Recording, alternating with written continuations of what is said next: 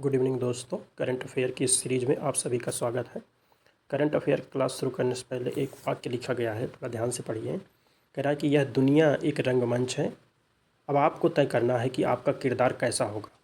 आप अपने जीवन के हीरो बनेंगे या खलनायक, आपको तय करना है। स्वाभाविक सी बात है, जैसा ही आपकी सोच होगी वैसे ही आपका भविष्य होगा। आपकी सोच और उस सोच के अकॉर्डिंग किया गया कर्म आपका भविष्य तय करेगा। जैसा आप सोच रहे हैं, जैसा आज आप कर रहे हैं, उसी के आधार पर आपका आने वाला समय होगा। तो आगे हम अब प्रश्न पर आएंगे। प्रश्न कह रहा है, हाल ही में समाचारों में दिखाई देने वाला आदम का पुल, जिसे अंग्रेजी में एडम्स ब्रिज बोलते हैं, किन दो जल निकायों द्वारा अलग किया गया है? मन्नार की खाड़ी और पाक जलडमरू मध्य। ऑप्शन 2 में है मलक्का जलडमरू मध्य और पाक जलडमरू मध्य, सुंडा जलडमरू मध्य, यूकेटन जलडमरू मध्य, मेसीना जलडमरू मध्य और मन्नार की खाड़ी।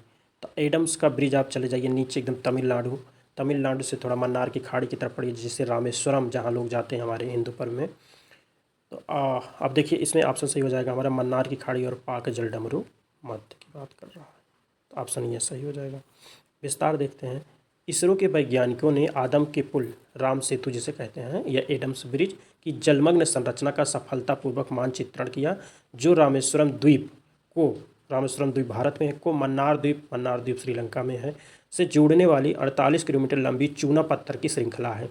यह पुल मन्नार की खाड़ी और पाक जलडमरू मध्य को अलग करता है, जिसमें 1 से 10 मीटर का उथला पानी है। भूवैज्ञानिक साक्ष्य इंगित करते हैं कि यह पूर्व में एक भूमि संपर्क था, जिसका उल्लेख रामायण और इस्लामी किंवदंतियों में किया गया है, लेकिन प्राकृतिक आपदाओं के कारण 1480 के बाद से जलमग्न हो गया है। तो इसमें सही क्या होगा हमारा? ऑप्शन संख्या 1 सही हो जाएगा, मन्नार की खाड़ी और पाक जलडमरू मध्य। अब आएंगे हम क्वेश्चन 2 पे। हाल ही में किस देश ने न्यूकैसल रोग के मामले के बाद पशु स्वास्थ्य आपातकाल घोषित किया है? कह रहा है कि किस देश ने, न्यूकैसल रोग है, एक रोग का नाम है, बीमारी है न्यूकैसल, जो पशुओं में होती है, जब हो गई तो पशु स्वास्थ्य आपातकाल घोषित कर दिया। कौन सा देश है? ब्राज़ील है, सूडान है, युगांडा है, रवांडा है। तो ये घटना घटी है ब्राज़ील में। कहाँ घटी है? ब्राज़ील में घटी है। विस्तार देखते हैं। ब्राज़ील के कृषि मंत्रालय ने रियो ग्रैंड दो सुल में एक जगह है, एक पोल्ट्री फार्म पर न्यूकैसल रोग के मामले के कारण पशु स्वास्थ्य आपातकाल घोषित किया। पैरामिक्सो वायरस के कारण होने वाला न्यूकैसल रोग पक्षियों के श्वसन तंत्रिका और पाचन तंत्र को प्रभावित करता है। यह अत्यधिक संक्रामक है और संक्रमित पक्षियों और दूषित सामग्रियों के सीधे संपर्क से फैलता है। लक्षणों में भूख की कमी, खांसी और रंग बदले हुए लटकन शामिल हैं।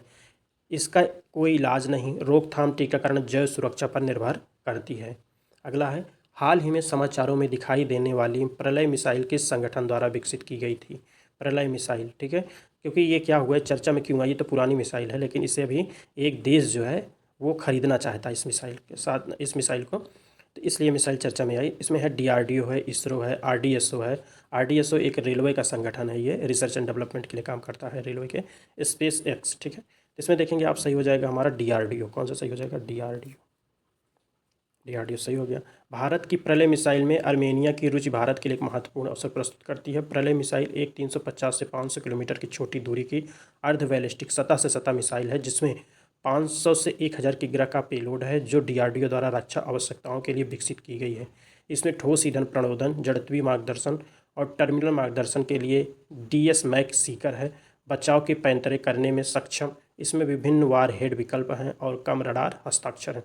अब ये सब टर्मिनोलॉजी जो है उससे संबंधित है, इसको विशेष जानने की जरूरत नहीं, बस इतना जाना है, प्रलय मिसाइल सतह से सतह मार करने वाली मिसाइल है, जिसे आर्मेनिया भारत से खरीदना चाहता है। आगे देखिए, हाल ही में केंद्रीय कोयला खान मंत्री, union minister of coal and mines ने किस शहर में राष्ट्रीय भूस्खलन पूर्वानुमान केंद्र, नेशनल लैंडस्लाइड फोरकास्टिंग सेंटर का उद्घाटन किया?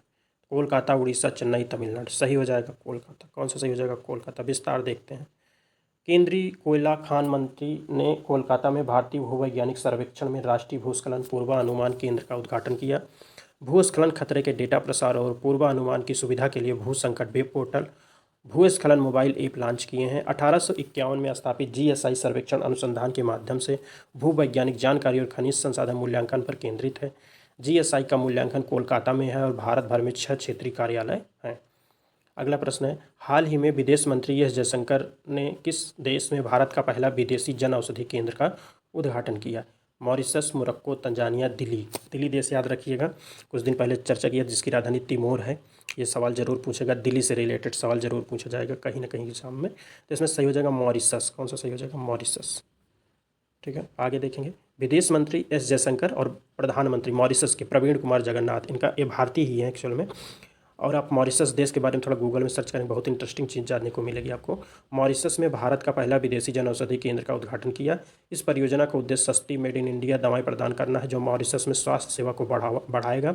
जयशंकर ने ग्रैंड बोइस गाँव में एक मेडिक क्लिनिक का उद्घाटन किया, जो भारतीय सहायता से वित्त पोषित और 16,000 निवासियों को माध्यमिक स्वास्थ्य सेवा प्रदान करता है। यह पहल पीएम मोदी के नेतृत्व में स्वास्थ्य और जन केंद्रित नीतियों के प्रति भारत की प्रतिबद्धता को रेखांकित करती है।